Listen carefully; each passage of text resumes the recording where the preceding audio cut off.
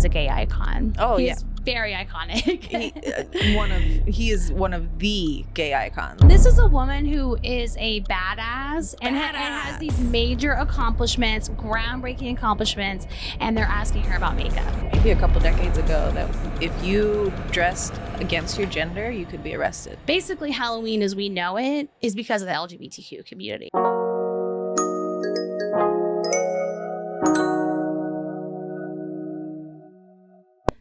Hello, everyone. Thanks for tuning in to Sex Positivity Unfiltered, where we talk about sex and we are not polite about it. Yes. This episode, we are talking about gay Christmas, aka Halloween. And so we thought it would be super fitting to dress up as some gay icons. I am Elton John, obviously. I hope the glasses give it away. Hey, Tell them who you are today. And I'm Sally Ride. Okay, awesome. And we're gonna give a little bio and info on who they are to celebrate them. But first, we'll just dive right into the history of gay Christmas. Please. I love Halloween. It, yeah. So I have to give a lot of credit to the Richmond Library, and we'll include that link. But I got a lot of this information from just their library and their information, and I actually learned a lot as I was researching this. And so, you know, gay Christmas, or as we know it as Halloween, it's just a holiday that gives people room to express gender variance and define norms. And we all kind of know Halloween as that. Like you can go dressed as anything you want, whoever you want, and it's I'll use the word acceptable because it's Halloween. Oh yeah, right? Definitely. Like, you know, men can cross dress on Halloween and it's kind of acceptable because it's Halloween. Exactly. But maybe not acceptable otherwise. It would be fine with us, but like as a society, right, there's still this stigma to define gender norms on the regular. So this holiday is unique in that way. And Halloween can be traced back 2,000 years to the Celtic holiday festivals for Samhain. I think I'm pronouncing that correctly, but I'm going to spell it for our listeners in case no one knows what I'm talking about. But yeah, the Celtic holiday festival for Samhain is spelled Samhain, which marks the end of harvest season and the beginning of winter. And so, you know, way back when, the Celtic people believed that the veil dividing the living and the dead was thinner on Samhain, and so the spirits would be able to walk among them during that holiday. Whenever the Roman Church took over aspects of the holidays, whenever they conquered the Celts, taking some of the spookiness with them. So the holiday kind of, you know, if we're talking about like Samhain, it changed whenever the Roman Church took over and conquered the Celts, right? So that's going back, you know, 2,000 years. So that happens, right? Samhain changes due to the Roman Church. And then a few centuries later, Pope Gregory III moved the celebration of All Saints' Day from May 13th to November 1st. And so that's why October 31st became All Hallows Eve, or Hallows Saints Evening, or Halloween, right? So that's kind of how we got that name, was really when Pope Gregory III moved All Saints' Day from May 13th to November 1st. I did not know that. No, I'm getting a history lesson right now. I had no clue. I never have even thought to question why we call it Halloween. It's just always been Halloween to me, right? So that was really interesting. I mean, I've heard the All Hallows Eve before. I just, never didn't really know why it was called that, right? So in America, Halloween at the time was seen as a pagan holiday, and all celebrations of the holiday were banned then. And so it wasn't until the 1800s that Halloween came back into the public eye. And upon its rebirth, communities wanted it to be, they were really wanting it to transform, going from like this spooky holiday centered around death to more about like gatherings and fun and community, right? So that's really kind of, in the 1800s when it came back, the association with it was different, right? More fun. And so then the commercialized holidays became a staple around the country, and that's when like extravagant parties and festivals started growing in popularity around Halloween. Going forward, and I know I'm giving like big time jumps here. Oh, you're good. Okay, but that was like 1800s. It comes back. In the early 1900s, it was unacceptable to be openly gay in America, which we know. And like an example of that was in 1907, a Pittsburgh newspaper reported girls masquerading as tomboys on Halloween. I think it's hilarious to use the word masquerading, but they're masquerading as tomboys on Halloween in 1907. And in 1912, people were arrested in Pittsburgh for expressing their gender through cross-dressing. Oh yeah, so it was completely illegal until like Yes. maybe a couple decades ago. That if you dressed against your gender, you could be arrested, no problem. Yeah, it's wild to me, and I wouldn't be surprised if there's some states where that might still technically be a law. You know, it's like one of those things. So people were being arrested, but then eventually the police couldn't keep up with all the Halloween reports. So, you know, Halloween happens. There's a lot of people, quote unquote, cross-dressing or going against their gender. And they couldn't really keep up with it. And so then the arrests stopped. But however, those who continue to try out elaborate costumes and exploring their gender expression at Halloween festivals were seen as kind of revolutionary. Hey. Right? Because they were going against the grain. They were going against the norm. And they were like, this is who I am. I want to do that. So then around this time, still in the early 1900s, this is when the Great Migration happened, when thousands of Black Americans fled the South up north to cities like Chicago. And so queer Black folks brought the art of drag ball to these cities, and Chicago was like a big one, including the legend Alfred Finney. And his drag balls grew into like glamorous Halloween balls attended by thousands of people. And by the end of that century, Halloween parades had exploded into neighborhoods such as like Greenwich Village and Harlem in New York City and the Castro in San Francisco. And it just drew crowds of gay and straight people. You know, gay and straight partygoers were coming for these extravagant balls. And so that's kind of why it's known as Gay Christmas, because it really was the gays who brought these balls and the extravagance and going against gender norms and the costumes and embracing that. Basically, Halloween as we know it is because of the LGBTQ community. Hey, I love it. No, I mean, I relate to it very much because in Halloween, it's the only time where, like you said, it's acceptable to go against your gender. Mm-hmm. So it's a really good time for you to experiment if you're kind of questioning your gender identity a little bit, or your sexual identity a little bit. I remember even in middle school, it was the first time where I technically dressed up in drag, but it was Halloween, so I was able to dress up as my best friend's boyfriend. Like just, you know, it was kind of a parody thing, but I was so excited about it because it was the first time where I got to wear men's clothing. I got to put on like I made myself a little beard. Like it was the first time, and I just remember feeling a sense of comfort and also safety because it's Halloween, so no one can bat an eye. I'm like, yeah, this is a parody almost. Yeah, that's kind of what I was thinking as I was like explaining this history, you know, Halloween being the acceptable day to do all of this. It's unfortunate that that's like one of the only days where society as a whole views it as acceptable. Yeah. But like the meaning of it to different people is going to mean something else. Like for me, as, you know, cis, straight, white woman, like if I dressed up as well, like right now, right? I'm dressed up as Elton John, but if I like dressed up as a tomboy or whatever, it would just be a costume to me. Exactly. Because like on the daily, I'm dressing however I want. That feels authentic to me versus, you know, if you like let's say you, for example, and you can tell me if this is like your experience, but like as a woman, there is this expectation of how you should dress, but that may not be how you really want to dress, right? Oh yeah, definitely. It took a really long time for the loved ones around me to be accepting in the fact that I'm going to wear men's clothing. And it took a really long time for me to feel comfortable wearing men's clothing without thinking, I wonder what other people are thinking right now, or whatever it is. So yeah, no, Halloween gave me that outlet, which was really nice. And on top of that, I feel like there's also some parallels to the thespian community, to all of the theater kids as well. Yeah. Because cross-dressing on Halloween, and if you're in like some type of play, not an issue. When it's in that type of safe space, no one cares. Yep. But if you do it out in public and it's a serious thing, or this is your daily wear, that's where it becomes an issue. Yeah.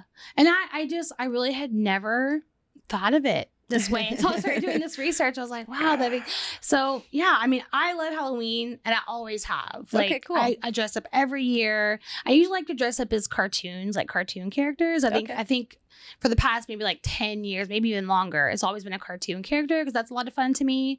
And I love to decorate my yard and decorate the inside of my house. And I've always loved Halloween.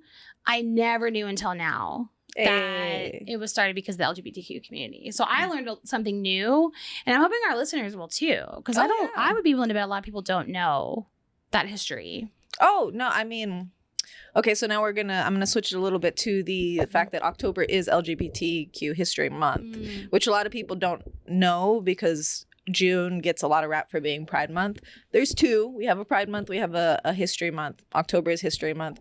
And the reason that is, the biggest contributor is National Coming Out Day. Falls on the 10th of October. So the day that everyone decides to come out. I honestly don't know a gay who's came out on National Coming Out Day, but that's our day. Okay. And then on top of that, there was the anniversary of the March on Washington, way back when. I have the date here. Yeah, October 14th, 1979. LGBTQ had a big March on Washington just kind of for our rights. It was a big deal. So due to that, they coined October LGBTQ History Month. And the whole reason that we even have a History Month is it was aimed to raise awareness for our culture, our society, our community. And it gives, because it's in October versus June, it gives schools the ability to celebrate, right, in classroom and bring awareness to their kids, which I think is so important now, because now we're having the exact opposite happen to where we have the Don't Say Gay bill, where we have like a lot of states have pretty much banned the ability to teach any LGBTQ studies, history in schools, which is crazy because that's why October became LGBTQ History Month. Yeah, I hate to hear that because that is kind of the world we live in right now. There's like this, it's like fear mongering. It's like, don't teach the kids about this stuff. Yeah. And so it's like when we take one step closer, making, hey, let's do this in October so it can be during the school year. Yeah. There's always the other side that's like, we're going to get in the way of that. Like, you can have your month, but we're going to ban you from teaching students about it or talking about it. Yeah, because most people are afraid, they coin it as the homosexual agenda, right? As part of the agenda of turning kids gay. But yeah, they basically think that if you expose kids to any type of LGBT studies at all, at any type of education, then that pretty much is you signing off on, okay, this is a lifestyle that's okay, which it is, just 100%, so we throw that, yeah. But B, to a lot of people's religious faiths, it is not an okay lifestyle in order to get into heaven or whatever your religious background is. Yeah, living in Texas is the worst sometimes. Oh, yeah. Bible belts, lots of Christians here, and just really unfortunate because there are gay students. Yeah. In every school. Yeah. We should be talking about their community and their history. And when we don't, we're really doing them a disservice. So yeah, and there's a lot of amazing Americans who have done amazing things. Gonna talk to you about one today. Who you know in your history books, but they never once will mention that they have a sexuality different from heterosexual. Yeah. Yeah. Yeah. I am glad that there is a History Month. And I will admit, I did not know that there was one until we started doing research for this episode. I knew about Pride Month, but I didn't know there was a separate LGBTQ History Month, which I think is really, really important. And that one came first, actually, the LGBTQ History Month. And see, and that's maybe a perfect example of how much they don't want you to talk about it. Like, Pride is in the summer and people think Pride is like the parades and the festival. It's more than that, but people think about that. That's what I have always, I guess, focused on. But the actual History Month, new to me, very important to me. So, yeah, good to know about. Yeah, and actually that's the reason, if anyone's ever wondered why certain Pride parades are actually not in June. Some cities, Dallas and Fort Worth, used to be this way. Fort Worth still is. We celebrate our Pride Parade in the fall, because of LGBTQ History Month versus celebrating in June. Dallas just recently switched it to where they celebrated in June. Actually, there's a fight between the gay community in the DFW area where we actually have two parades now because they like that it was in the fall and in our neighborhood, our little strip, versus they switched it to June, to where now it's in this big stadium. It's basically where they do the state fair, and they also charge a cover charge, and it's very corporatized and things like that. So yeah, so we have two now. Okay, I did not know that. Yeah, just a little tangent. Yeah. A little tangent. Well, I want to know more about who you're dressed up as today. Hey, so do you know who Sally Ride is? I do know who Sally Ride is. I don't know a lot of information about her, which is why I love that we come to the table and we don't know what the other is going to talk about, because yes, genuine learning experience. So yeah, hey, I want to hear this. So for my listeners who don't know, Sally Ride was a American physicist, also astronaut. She is known for being the first American woman in space, and she was also our youngest at the time. So she broke a bunch of barriers. Very smart lady. Just a little bit about her earlier life. She's from California. She was born in 1951, attended UCLA for a brief time. At UCLA, she was the only woman who majored in physics. The only one. Okay. She transferred to Stanford as a junior, a little bit afterwards, graduated with a bachelor degree in English, a master's in physics, and then a doctor of philosophy in physics during her time at Stanford. And then around this time, which, again, you won't read in your history books at school, she dated a girl named Molly Tyson. So Sally's always been a tennis player, really good tennis player, too. She didn't practice enough in order to make it huge, but she won a bunch of, she was a number one tennis player for a really long time in the United States. But yeah, so Molly Tyson and her, they got into a relationship. They became doubles partners too, and they competed, did really well. Around her graduation from Stanford, she basically got selected to be an astronaut at NASA, or to go through the training. In her class of trainees, there were, I believe, 6 other women, and this was the first class that was going to allow female astronauts. So, I mean, it was 6 women, but it was 30 something guys as well. And during that time, she actually married a man.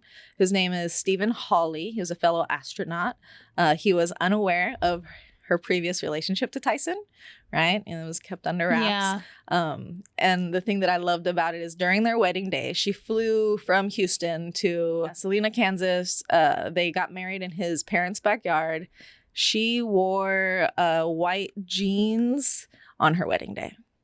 So she was in pants. Yeah. This is already so bold in so many ways. Yeah. Love it. And this is, this is in the 80s. Yeah. So this is, I mean, the sexual liberation had already kind of happened. Feminism is kind of, is happening right now. So there's a lot of, pressure to kind of bring women, up to par.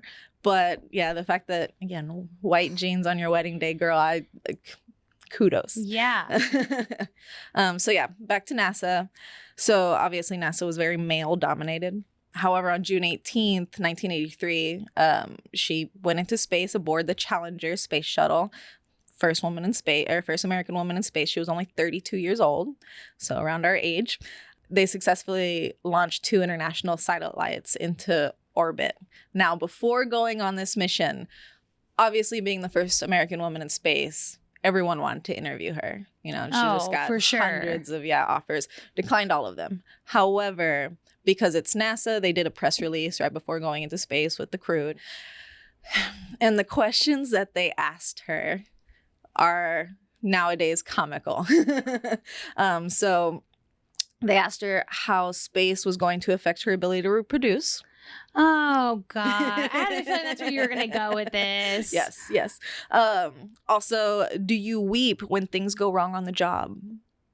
Yeah, I know. I'm loving. Okay, for the listeners only, guys. Lindsay's eyes just got really big. What the fuck? And they're not asking any of the male astronauts this. Of course not. Not concerned at all with this for the men. They also asked her what kind of makeup she was going to take on the mission. Oh my God. I know, this is a physicist. She is. This is a woman who is a badass and has these major accomplishments, groundbreaking accomplishments, and they're asking her about makeup. Yep. Yep. Oh, not even just the press. NASA even asked her assistance in developing a space makeup kit because they just assumed it would be something that a woman would want on board. And why would you give a shit about that? If I'm going into space, right? I feel like why would I be wearing makeup? Makeup is the last thing on my mind. Yeah. There. I mean, just oh God. So I'm sure she was so sick of those questions. Oh, so good. She actually was quoted saying at that press release, "It's too bad this is such a big deal. It's too bad our society isn't further along." Yeah. Like, which is true. Because I mean, there's huge physicist. She's going into space and you're asking her about makeup. They could be getting the coolest information from her. Like, how do things work? Like in whatever you do, like what was your training like? What do you hope to do? There's like so many cool questions they could have asked her. Yep. But we're talking about reproduction and makeup. A robotic arm for NASA in order to, launch these satellites. Like that was her thing. And yet we're asking her if she's going to weep if something goes wrong. It's craziness. And then the craziest question, the one that's most famous that she was asked was the NASA astronauts were very concerned about her menstrual cycle. So Sally Ride's tampons were the most discussed tampons in history, right? Wow. Yeah, which is also an interesting fact. But yeah, so they weighed the tampons. They sniffed them to make sure that, the odor wouldn't be too strong for the little capsule that they were going to be put in. They even tied them together by their little strings so that way they wouldn't float off into space. Right? Yeah, I know. And they came to her and asked, all right, is 100 tampons enough for your 6-day mission? So they're clueless. These are rocket scientists. Yeah. They couldn't do a little bit more research into it. Like, what? In all fairness to them, though, Lindsay, I mean, what research was there back then on any type of female? I mean, I say research, but they couldn't ask their wife. They couldn't. It's like you could just ask any woman, your mom, anybody, right? Like, how many tampons do you typically use? And that's what's so interesting is that they don't ask. They're just like, is 100 enough? Why not just go and say, how many tampons do you think you're gonna need for this trip? Because it is a good point. Like, if she is going to be on her period during the mission, making sure she has what she needs. Like, I get all of that. Oh, for sure. Yeah. But what a hilarious question. I think 100 will be enough for a 6-day mission. Yeah, no, I think she clapped back, was like, no, that's not the right number. But that was all she gave them. It was, which is great. 100 tampons, guys. For you ladies in there, just imagine a 6-day trip and someone just like your husband packing 100 for you. Like, that's sweet, but still. Oh, hilarious. Oh my gosh. But yeah, so during her mission while she's up in space, she gazed down upon Earth and she fell in love with it. Like, it gave her basically another viewpoint that she hadn't had before. She's quoted saying that, you can see the ocean, the sediment falling away in the ocean. You can see the cities light up. You can see the thunderstorms going. It's just like a viewpoint that you get that you don't get from down here, which... By the way, I mean, that's, if ever, but that would be a bucket list item for me, is to be able to go in space and see the Earth. I think that's so cool. But because of this appreciation she got, she became really big on protecting the ozone layer and basically global warming. And her next mission actually was about collecting data about how radiation and aerosol cans affect our ozone layer and things like that. So yeah, those are her big accomplishments just while she was an astronaut, while she was, basically big in NASA. The reason that I picked her was because a lot of people actually don't know that she was queer. And that's because she was herself pretty closeted throughout her entire life. As far as the queer aspect goes, she was married. She was married. I will say married. It was a domestic partnership, but she was with the same woman for 27 years. The woman's name is Tam O'Shaughnessy. If I mispronounce that, I apologize. They met on the tennis court when they were in their preteens, reconnected, a couple decades later, became in a relationship. She was closeted for most of her life. And how long, I'm just curious, how long was she married to, because you said she got married to a man. Oh, yeah. She did marry a fellow male astronaut from 1982 to 1987. So it was 5 years. Okay. But yeah, she stayed in the closet as far as her relationship to Tam because she was afraid to lose her funding. So instead, she focused on female representation in STEM. However, she was diagnosed with pancreatic cancer.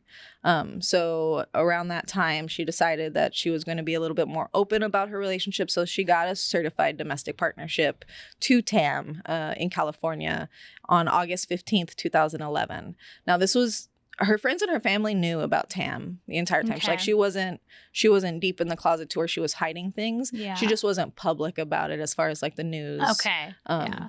So unfortunately, on July 23rd, 2012, almost a year after she got her domestic partnership with Tam, she basically died after a 17th month battle with cancer.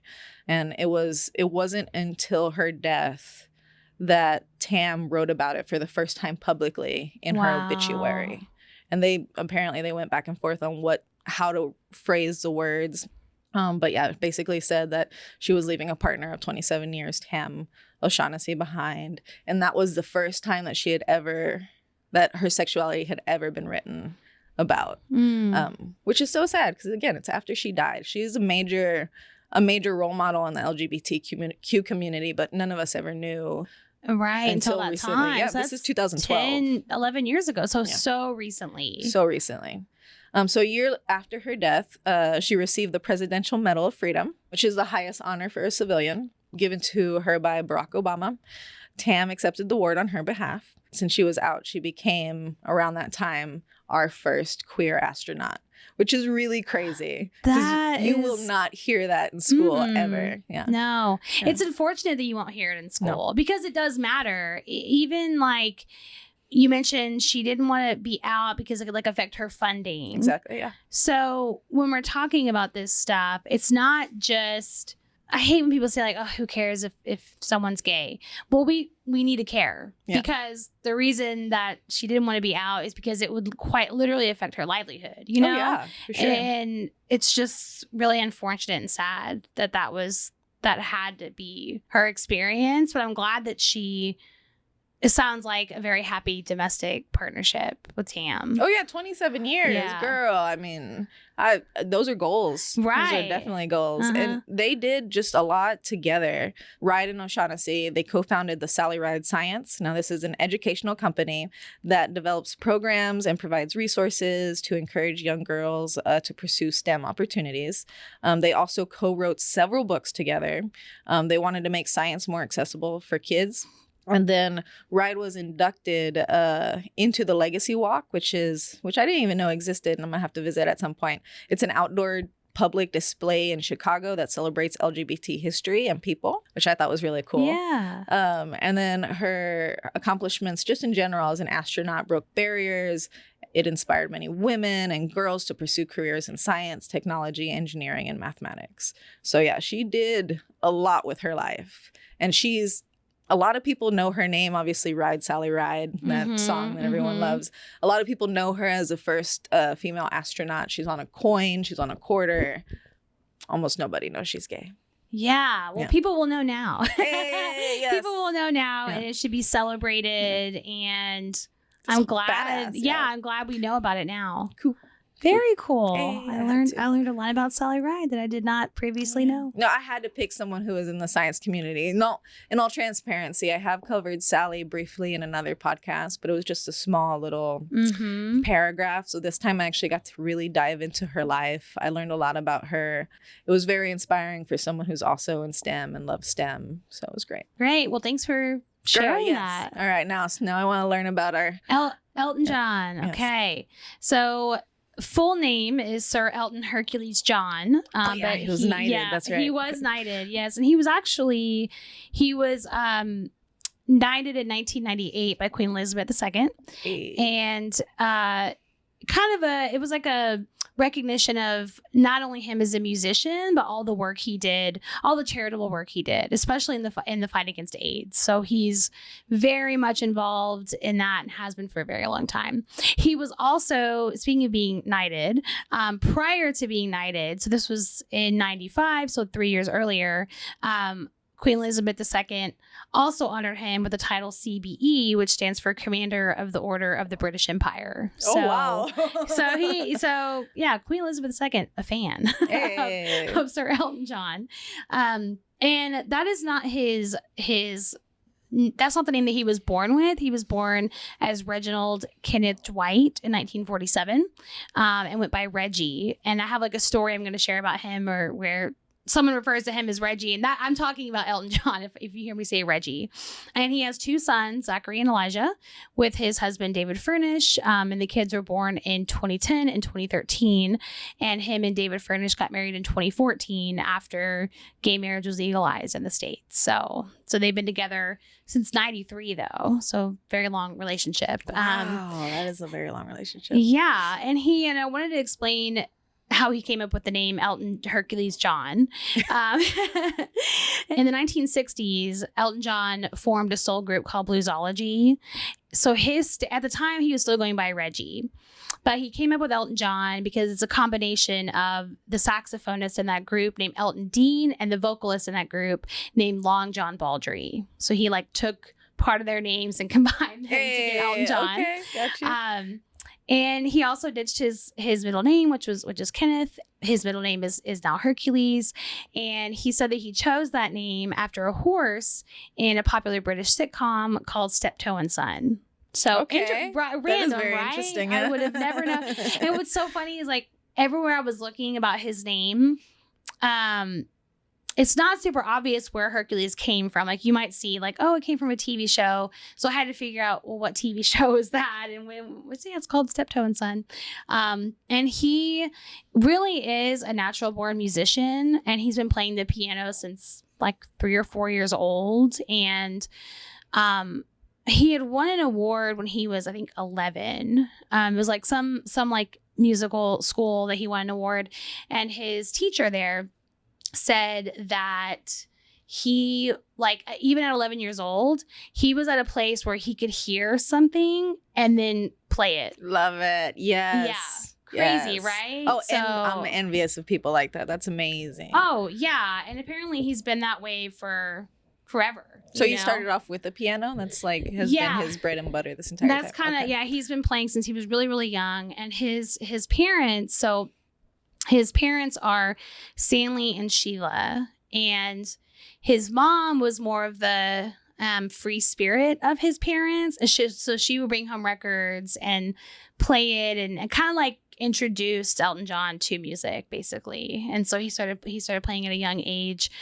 And for the listeners at home who are not seeing the video, I just want to do a quick. Lindsay is literally in all white right now, completely top to bottom, white pants, white shirt. She has this feathered collar that is just coming off of her shoulders, just feathers are sticking out of her shoulders. She has the very iconic Elton John glasses with the pink shades. There's rhinestones that are rimming the glasses, and she's in a top hat. So just to give you a little bit of just let your imagination run a little wild there. It's an amazing outfit. Yeah, and I have to share the inspo pic, but I definitely got this outfit from a photo of Elton John probably 30 or 40 years ago. Hey. And he's wearing this all white, the glasses definitely kind of make it. So love it. Yes. Mine was easy. It was just a NASA costume. I was this one bet easy. I have a funny, interesting story about Elton John and Patti LaBelle. So back when Patti LaBelle was singing with the Bluebells, John was working with her in the studio as a pianist. And so he was part of her band, basically. And after long nights recording or doing a show, Patti LaBelle would invite her band back and make them food and drinks and just kind of just feed them and hang out. Hospitality, yes. Hospitality, yeah. And so they were very close. And he had taken some food in some of her Tupperware. And she was like, yeah, you can have this Tupperware. Just bring it back to the next show. Well, he never did. He never brought back the Tupperware. And so years later, he calls her and she's like, where's my Tupperware? I still want my Tupperware back. That's good. And all those years had gone by. And in those years, in between you know, when he was working with Patti LaBelle, and then when he called her, he had started making it really big, right? He was like a huge deal. And so when he calls her, she's like, where's my Tupperware? He sees her again, and he leaves this like diamond encrusted ring that's shaped like a cross, like on top of the piano as a gift to her. And she was like, Reggie, what the hell? Like, what is this? And he was like, that's your Tupperware. Hey. So I found that story very endearing of how close they are. And she said that she's just been very proud of him and his success. Speaking even more to his musical ability and the people that he collaborated with. So he has a long time songwriting collaboration with Bernie Taupin.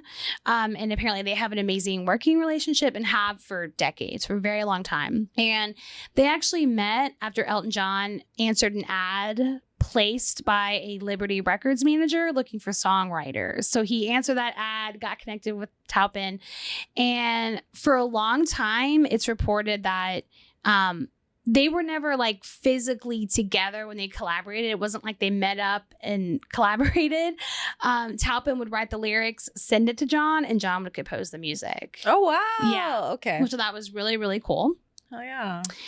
And Elton John, and I know a lot of people know this about him, but I think it almost speaks like another accomplishment for him to be as sober as long as he has been, because he did have problems with drugs and alcohol, even like, you know, even before his music career took off, and especially as it was taking off, he was becoming more famous. He did have problems with drugs and alcohol and was hospitalized in 1975. Oh, wow. But he's been sober since then. And he is actually Eminem's sponsor.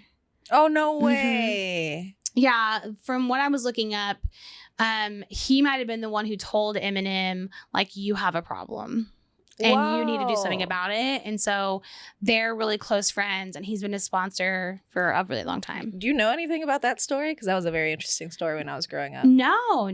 Okay, so a little tangent, fun fact. I was a big fan of Eminem when I was a little girl. I fell in love with the Eminem Show album, loved it. But around this time, I was very conflicted because I've always known I was gay. Eminem had a big controversy because he was very problematic. I mean, he used the F word all the time. Mm-hmm.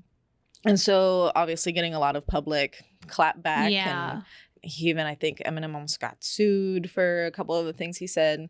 Anyway, him and Elton John, they have a song that they wrote together. And it was basically Eminem's way of saying, hey, it's okay to be gay. You know, I'm sorry. This is, you know, kind of how I've just grown up knowing to refer to it. And then, the fact, I didn't know this part, though, the fact that that he was Eminem's sponsor, that they got into that big of a relationship together. Like, I think that's really awesome, because that's the story I knew about Eminem and Elton John. Was that I did not know any of that. Mm-hmm. I knew that they're friends now and that he's a sponsor. As you were talking, I was looking up the song. It's called Stan. Yeah, that's the song that they have together, I think. Oh, yeah. That is a song that they have together. Mm-hmm. Yeah, it's a really good song about mental health. Yeah. Okay, I've never heard it. Oh, it's about a fan who is obsessed with Eminem, and is basically writing him letters, and it has a very sad ending where you should listen to the song. Okay, yeah. I will have to check it out. Yeah, so that's a little, you know, tidbit about it as far as his history with drugs and alcohol, and so yeah, he's like, you know, Elton John is always doing this amazing work. Yeah, he's an amazing musician, but he is always involved with charities, like really deep into the fight against AIDS, and then is also helping other people with their struggles with drugs and alcohol. So just really an overall amazing person. You can kind of see why the Queen knighted him when she did, you know. So speaking of Elton John's sexuality, we all know now that he's a gay man. Yeah. Married to a man. I mean, definitely. He's out and open. And I think that's why he is such a gay icon, because he is just so open about it and wants other people to be open and accepting too. And he came out really, like, he came out during a time where it was not okay. No, it definitely was not okay. And he actually, and I'll talk about kind of his dating, like marriage history. He was engaged to a woman. I'll get into the details, but he was engaged to a woman, broke it off, and then married another woman later, but it didn't last very long because it was like, I'm living a lie, you know, and I'll kind of go a little bit more into that. But just to give you some dates, in 1976, he came out as bisexual to Rolling Stones magazine. I think that's the magazine. But yeah, 1976 came out as bisexual. He's not bisexual, he's gay. But I think at the time it felt softer to come. It's like, oh, always. I like men, but I like women too. Like, not even of the time. That's just even that's, now. Yeah, that's a normal progression. Is usually when you come out, you kind of soften the blow by saying, I still like the gender, I still like the opposite sex, but I also like the same sex as well. Yeah. Just so you know, family and friends, this is kind of just, I might start bringing same sex around. Yeah. It's easier to come out. That's true. It is that way even now, which is unfortunate. But that was his progression. Came out as bi. And then in 1992 is when he publicly was like, I'm comfortable with the fact that I'm a gay man. Right. And his first fiance, her name is Linda Woodrow. And she's mentioned in his song called Someone Saved My Life Tonight, and that's from his album called Captain Fantastic and the Brown Dirt Cowboy in 1975. I didn't know. Interesting song title. Yeah, interesting song title, interesting album title. But that song came out in 95, and she's mentioned in that song. And at the time when he was with her, she provided financial assistance to him and to Taupin, who was his lyricist. So she was like helping them out at the time. And he called off the wedding 2 weeks before.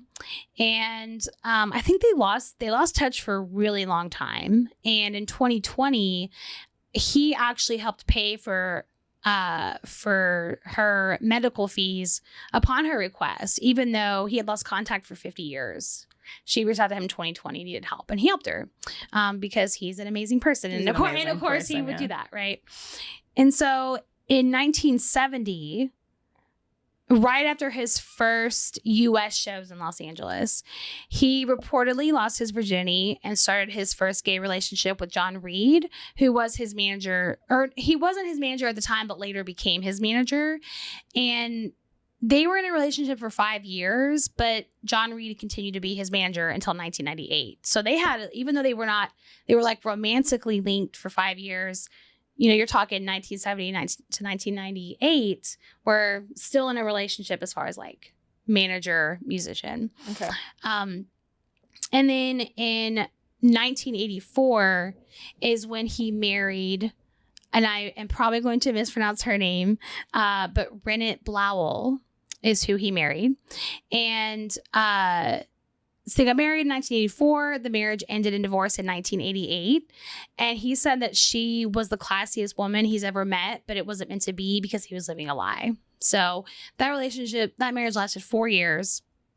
And an interesting fact about her and the relationship to Elton John, in 2020, a lot was happening in 2020 for him. It was like his first, female fiance. He's helping her with medical expenses. And in that same year, Blowell sued him for writing about their relationship in his autobiography.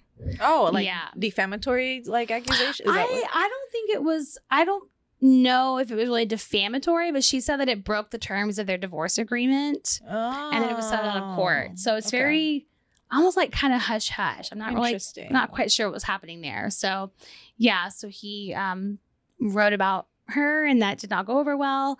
And then in 1993, he met David Furnish, who is his now husband, who he has children with. And that's my info on Elton John as far as his, musical history and his name and his sexual history and previous marriages. And you can just tell through all of that why he is a gay icon. Oh, he is very iconic. He is one of the gay icons. Yes. He's amazing. Yes. Is that I guess why did you, out of all the ones you could have picked, is it just because you knew his name, you knew his outfits? He just is who kept coming to mind. Okay. And maybe it is the outfits. He's very flamboyant in that way. And I mean that as a compliment. Like he's always looking so fabulous, and he stands out, and he's very vocal and amazing at playing the piano. So yeah, when I think of gay icons, it just, for whatever reason, my mind just kept going to Elton John. So have you seen the movie as well? Rocket Man? Yeah, I have seen it. So now I'm gonna have to see the movie. I think I'm gonna go home. Okay. Good. It's such a good movie. I love it. I would watch it again. Hey, okay. Was there anything else we were gonna share? I think that was all I had. I guess a good way to close it out from the sex therapist. How would you tie in LGBT history? Why is it needed in the sex positive community? I think there's probably a lot of reasons, but the answer that comes to mind is because people need to know they're not alone. You know, I think when I think of community and knowing the history, it's knowing what people in your community have gone through and what they've experienced, and how a lot of that might be similar to how you're feeling and what you're experiencing. And I think without that sense of community and knowing what your community's been through, it's got to be isolating. Oh, yes. As a queer woman, I can tell you right now, if you don't have representation, you feel extremely alone. Yeah. Exactly. So that's what it is. Representation. Okay. Is what I think would be the most important thing. And tying it into sex positivity, it's not just about the mechanical, like the physical act of sex. It's about sexuality and embracing your sexuality, whatever that is, and letting it be okay, and knowing that you have a community that's going to support you even when you feel like it's not okay.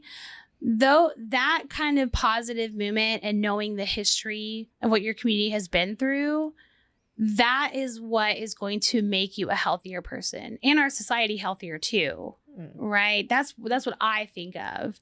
If you want to be a mentally healthy person and feel supported and have connections with others, I think history matters a ton there. Hey, I love it. And in the spirit of LGBTQ History Month, which, by the way, guys, if you have not seen the episode with Eric Crumrine, I highly recommend it. It's really good. We basically give you, or he gives you tips on queer sex, and we go into what it was like coming out. It's a really good episode, so I highly recommend it.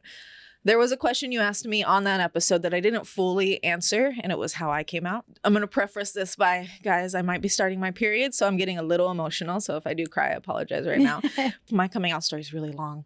So I'm going to give you just a brief synopsis on how I came out, because it was an interesting story. So I've known I was gay since I was 5 years old. My first official crush was a girl. I was in first grade. Mm-hmm. There was no way in hell I was going to refer to myself as a lesbian that young, or even say the word lesbian, because that, for a lot of queer people, when just saying the words butch, queer, lesbian, gay, when they come out of your mouth, they feel very uncomfortable. And it's because your association with them are confusing. So I called myself a tomboy, and I just told my friends, I was like, hey, this is, tomboys, we like girls. It's just how it is. It's just how we go. But anyway, so it became high school. I was on the basketball team. I fell in love with one of my co-players. In the locker room is where I had my first kiss. And then we kept this relationship closeted all throughout high school. Around the last semester of my senior year, right after I turned 18, I basically told my close friends. I told my best friend at the time. She was sleeping over my house. We were in bed together, and I just kind of broke the news of I have something to tell you. And then I basically told her that, I'm gay. Her response was just amazing. It was like, I've always wanted a gay best friend. And so it was really positive. So anyway, fast forward out of high school, I'm still closeted. I'm living on my own. And I knew when I was 9 years old, I asked my mother, I was like, hey, what would you do? And I threw my little brother under the rug. What would you do if my little brother was gay? Right. And she told me, and she was basically like, you can live whatever lifestyle you want, but you won't do it in this house. Right. So from then on, I knew that if I were to ever come out and be me, I could not be living there. So you were like, not gonna say that. Yeah, exactly. Yeah, no way in hell. No way in hell was I gonna come out before leaving the house. So I moved out really early. I moved out at 18, right after senior year. Moved in with these really cool guys. So I went on a date with this one waitress that I met at IHOP. And it was my first public date because I was in the closet. And I just remember she grabbed my hand and we walked throughout the mall holding hands.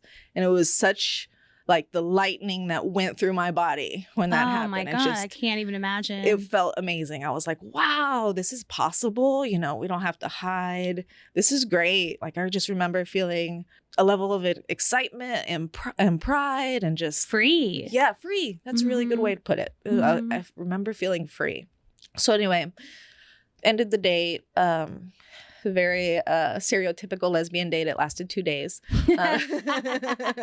Was she moving in the next day? Pretty much, right? But yes, so yeah, date went amazing. And then the next day I got a call from my best friend. She called me. She's freaking out. She's like, hey, my mom saw you at the mall holding hands with someone, and she's hounding me right now. Like, she keeps asking me, are you gay?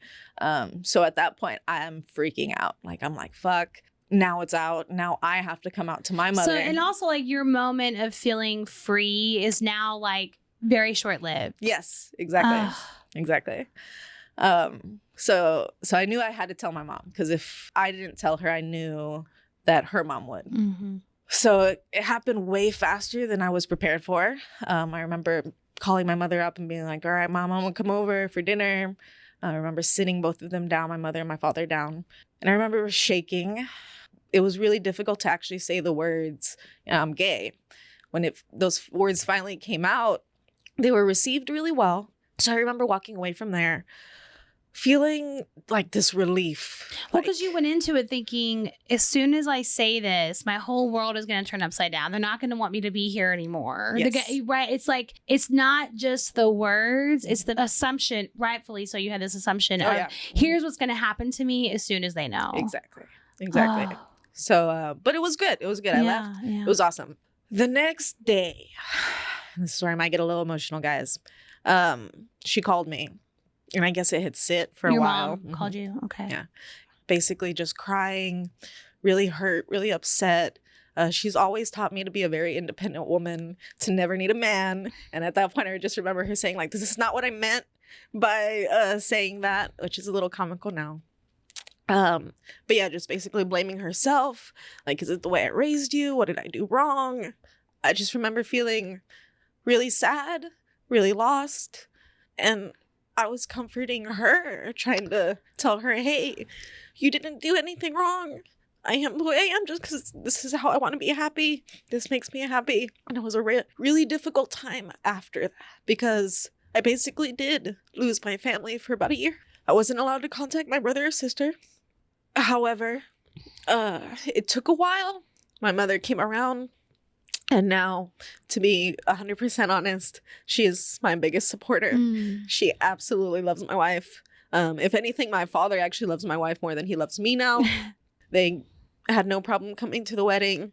They've accepted this lifestyle wholeheartedly now. Actually, one of the biggest things for you parents out there with queer kids, one of the biggest moments for me is the very first time that my mother bought me a male shirt. I remember when that happened, and I just remember feeling ridiculously accepted.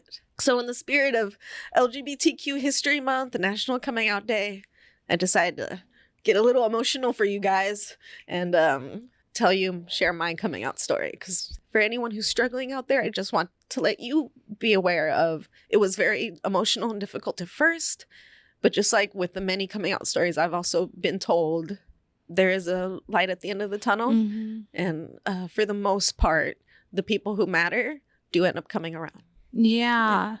I did not realize that there was like a year of your life of kind of a loss of family. They're there now, but there was a year of that. And that makes me so sad because, you know, like your mom saying, like, where did I go wrong? It just basically is saying you're a mistake. So where did I go wrong as a parent? Yeah. And that's got to be the worst feeling. Very shameful to be told that. And of course, it's got to hit so hard because it's your mom. Oh, you know, it's different if it's like a stranger saying something, you can blow it off. But when it's your mom and it's your family, that matters so much. And that's very traumatic to go through that. And when I say trauma, I mean that literally. I think people don't associate trauma with experiences like this, but it is very traumatic because it's your family. Yeah. It's who you view as a support. It's who you rely on. And when that suddenly feels stripped because of who you are, I would imagine that felt very traumatic and probably still feels that way. Even though things are good now, thank God. Like it's a beautiful story that they are your support now and came around. But at the time, I really cannot imagine how hard that must have been. No, and I tell parents all the time, because now I'm a very proud queer woman. Mm-hmm. And every once in a while I will get a parent or a child of a more conservative parent or someone who's struggling with coming out. They'll slide into my DMs and basically just tell me how they're struggling with, accepting either themselves or maybe their child, right? And one thing that I do make sure to tell the parents, because a lot of the times, and my mother was just like this as well, a lot of the times the negative reaction is less about how they feel and more about how they know their child is about to succumb themselves to a lot of hate, right? So they're like, I don't want my child to just go through that in the world. And what a lot of parents don't understand is they've already been going, if they're coming out to you now. They've already been going through it. They've been going through it already. But in a shameful, closeted, I can't say anything about this way. And two, as someone who has came out many times and still in Texas comes out all the time, I could care less what a stranger's opinion of me is. Like if I'm at the bar and I'm bartending and someone finds out I'm gay and they decide to go on some rant about how I'm going to go to hell or it's not a lifestyle that they believe in, yeah, it might hit me a little bit. I might get a little uncomfortable, but I don't care what their opinion is, right? However, the part that hurts the most, it's not the other people that's going to hurt you, the strangers that are going to hurt you, your bosses that are going to hurt you. The people that hurt you the most as far as not accepting you are the people that you love. Yes. Right. So don't care what strangers, don't care the treatment I get from other people. Doesn't bother me whatsoever. If my family says that they don't accept the lifestyle and it's someone that I actually look up to or I'm very close to, that's the cut that cuts really deep, right, in your heart. So I try to give that advice to a lot of parents who are afraid for their kids and then because of that react to it negatively, whereas it's not other people's reactions that they care about, it's yours. So just a little tidbit out there for our heterosexual listeners. Well, and it's very vulnerable of you to share that story. Oh, yeah. Very vulnerable. And I guess it kind of goes back to what I was saying earlier about community and people knowing they're not alone. Yeah. Those are the kind of stories that it's like unfortunate that it happens, but it is comforting for someone to know, okay, I've been through that and I'm going to be okay. Oh, yeah. And things will come around and it will work out the way that it's, there's like a lot of comfort in that. So I appreciate you sharing it too. Oh, yeah. Yeah, no problem, guys. And just, I have like a couple of real quick before we close this out. Like one funny story and then also just like my own personal experience. So I don't have a coming out story. I've not had to come out. And kind of like Eric said in our last episode, it isn't just like one coming, and even like you said a minute ago, it's not just one coming out story. It's like you're always having to come out, right? It's like a constant. But I remember when Ellen DeGeneres came out. Oh, big one. And when she had her show. And just for anyone listening, I grew up in a very small town and kind of like sheltered in a way, and being gay, being queer, and I do not mean to sound offensive when I say this, but this is how it was at the time. Yeah. It was like being an alien. Yes. It was so like that, like so rare that I don't know anyone who's queer, so when I remember, I know I'm kind of like skipping back and forth, but when I was in college, a friend of mine that I went to high school with went to the same college as me and was telling me that one of our old classmates was a lesbian. And I was like, no fucking way. Like, I was like in such denial. I was like, there's no way that's true. I don't believe that. And looking back, how ignorant that was, because it just seemed so alien at the time. Yeah. So going back to Ellen DeGeneres, when she came out, I didn't know what coming out meant. I didn't know what being gay or lesbian meant. I specifically remember my mom saying like, Ellen DeGeneres came out of the closet. I thought she was referring to like a scene in the show. And so I would watch Ellen's show and I'd be like, when is she coming out of the closet? Like physically, I thought she was like entering the room from a closet. And I was like, she still hasn't come out of the closet yet. When's this closet scene gonna happen? And that's what I thought, like, that it was. I love it. Like, weirdly enough. So I just remember for me, lots of ignorance and like, I just didn't know shit back then. Because it just seems so alien. And that's why the education is so important, because how do you think I would have thought or looked at the world if I got that education? You know, it would have been different. But my quick funny story is in 2013, when gay marriage became legalized, I was getting my oil changed at the Chevy dealership. And you know, at the dealership, they have like, as you're waiting, they have like the TV and the couches and like this like nice waiting area. And so the TV was on the news. And of course, the news was talking about gay marriage for weeks. It was like such a huge deal at the time, like reason to be celebrated. Luckily, by this time, by 2013, I had like finished college and was not nearly as ignorant and had gay friends. So I, wasn't like I was 10 years prior to that. So 2013, I'm getting my oil change, sitting there, and the news is on. And there's this old woman sitting in the waiting area with me, and it's just me and her. And she turns to me and she's like, I just can't believe this. I just don't agree with this. Like, I just think that this isn't okay. And I said, well, I'm a lesbian. And she left the waiting room. Love it. She like I could tell she was like embarrassed and just left the waiting room, and I never saw her again. And because it was just like, why would you say that to a stranger when you don't even know? Like, I'm not a lesbian, but she doesn't know that. So that's why I was like, well, I might have said like, well, I'm gay.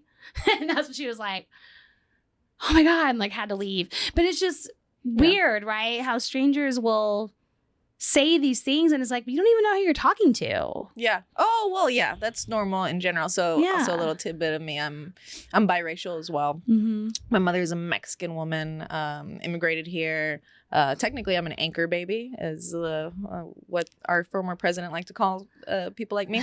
But anyway, she's very white presenting. I'm sure that anyone who's looking also sees me. I'm very white presenting as well, too. But yeah, a lot of people think she's a white lady, have no idea that she's born and raised in Mexico.